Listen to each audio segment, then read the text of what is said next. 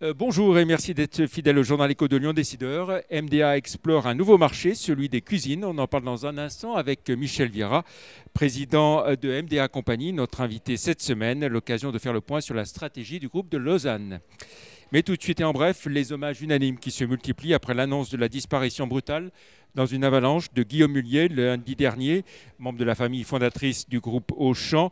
Il avait créé sa propre entreprise, Dimo Software, un éditeur de logiciels, et surtout il se démenait sans compter à la tête de 60 000 rebonds pour venir en aide aux patrons pris dans la tourmente d'une faillite.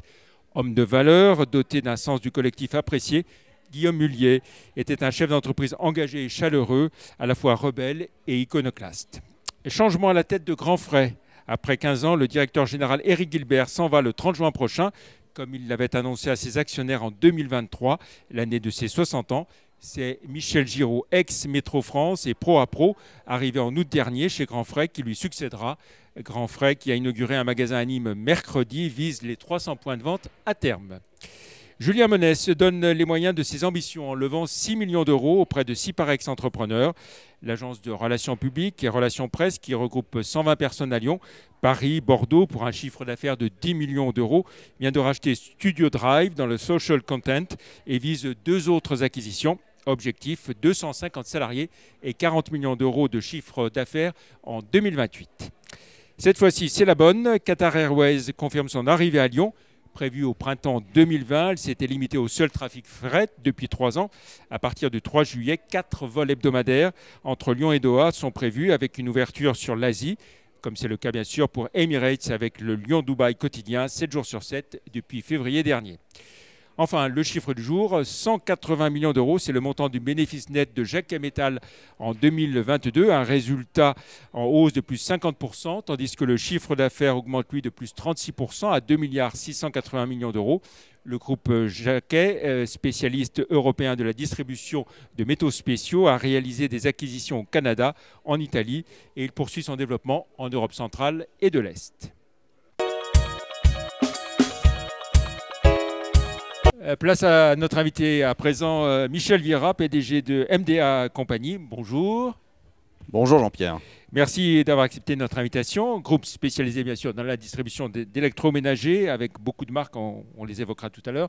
Alors comme d'autres chefs d'entreprise lyonnais, vous avez joué récemment les patrons incognito sur M6.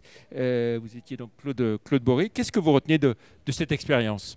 Magnifique expérience. M6 nous permet à nous, employeurs, d'intégrer notre entreprise au plus profond, au cœur du réacteur, au cœur des vendeurs, au cœur de la logistique, au cœur des chauffeurs, en incognito. Et ça m'a permis de voir que je comprenais parfois pas pourquoi l'entreprise marchait aussi bien. Je me rends compte que le concept est bon, que les collaborateurs sont exceptionnels, que nos clients sont merveilleux parce qu'ils nous conseillent, ils nous plébiscitent. Et puis que finalement, tout ça... ça a été un moment extraordinaire pour moi et pour l'entreprise en tout cas. Et les retours que vous avez eus en interne alors Les retours sont fabuleux puisqu'on a dépassé entre les réseaux sociaux, les replays, la chaîne et presque 14 millions de personnes. On est encore plébiscité sur les réseaux sociaux et en replay, donc c'est juste extraordinaire.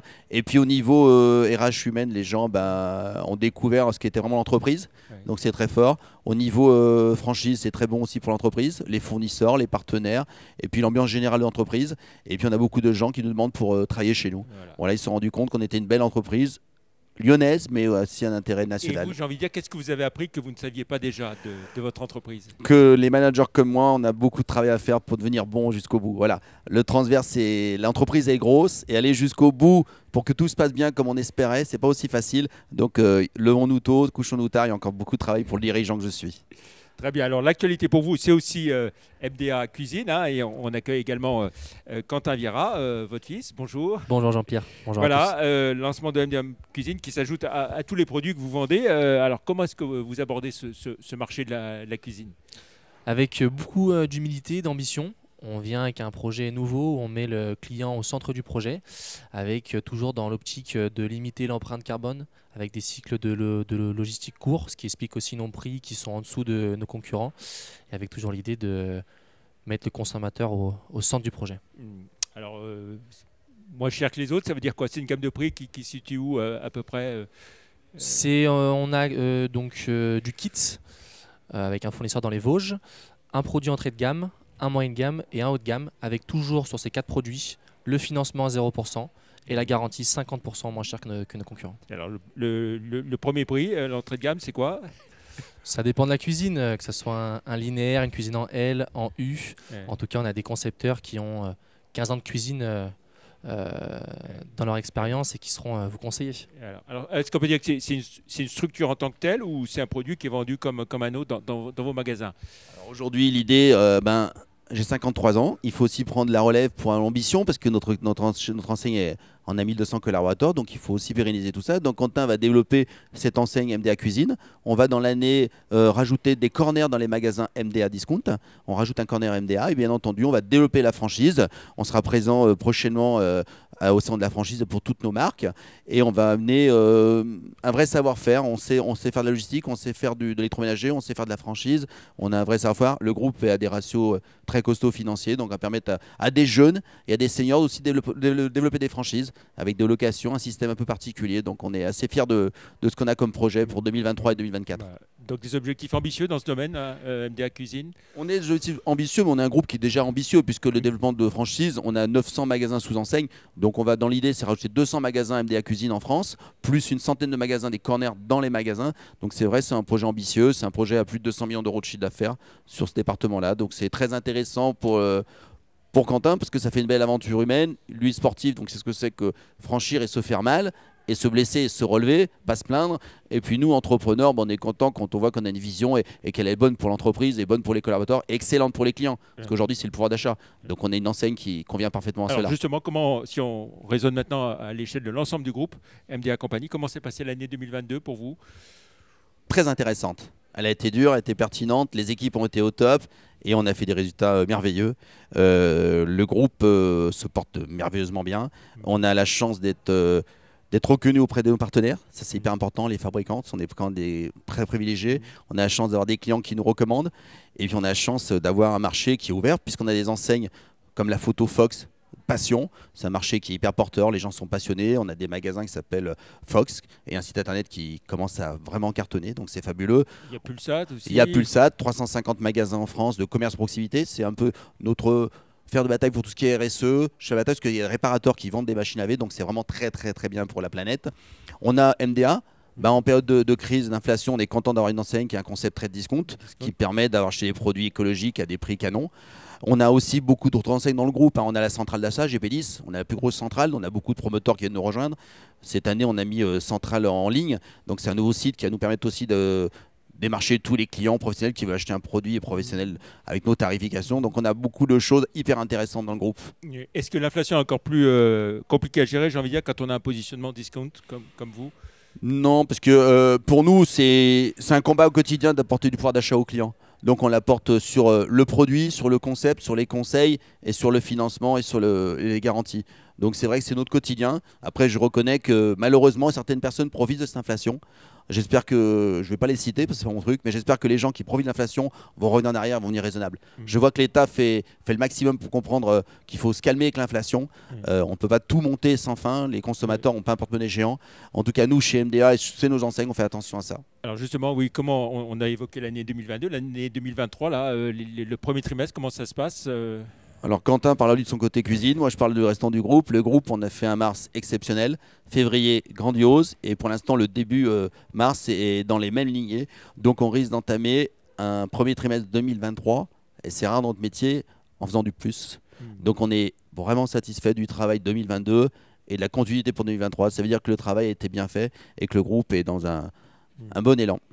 Est-ce que vous ouvrez encore des magasins Là prochainement on a un magasin qui s'ouvrira à Saint-Malo. Puis on a beaucoup d'autres nouveautés, on a plein d'exclusivités qui vont se découvrir, on en reparlera prochainement. On a un peu de sous, on a des choses très intéressantes pour 2023. Ouais. On a de très beaux projets.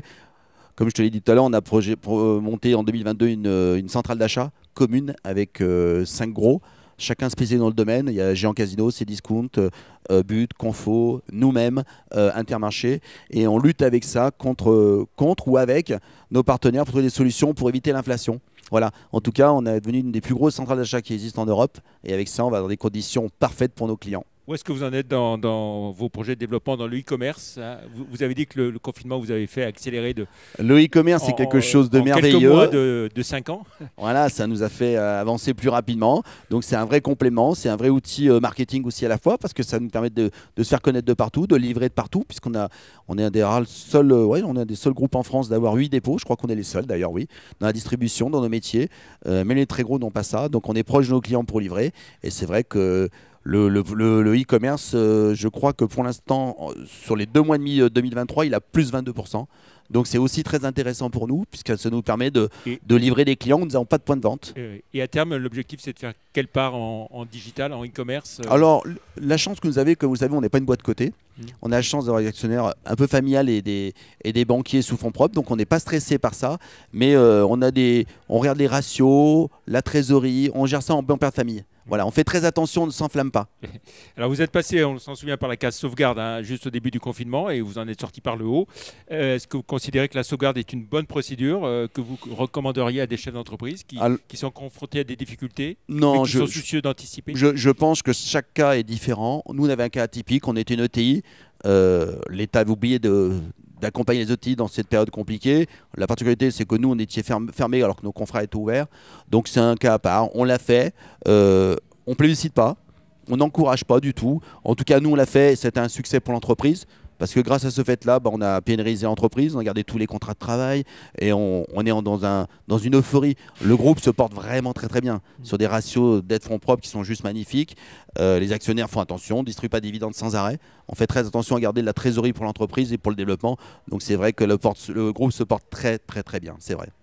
On l'a pas dit, le chiffre 2022, c'est quoi le chiffre d'affaires consolidé? On est autour de 570 millions hors taxes de chiffre d'affaires, donc on est très satisfait de cette reprise. Voilà, il y a un résultat. Les entrepreneurs, ils ne calculent pas ces choses-là. Ce qui est important, c'est est-ce qu'on a de quoi développer l'entreprise et payer nos salaires? Oui. Alors, l'activité cuisine, on l'a évoqué, hein, avec Quentin, entre les mains de votre fils. Vous l'avez dit aussi, c'est une façon aussi de commencer à songer à transmettre.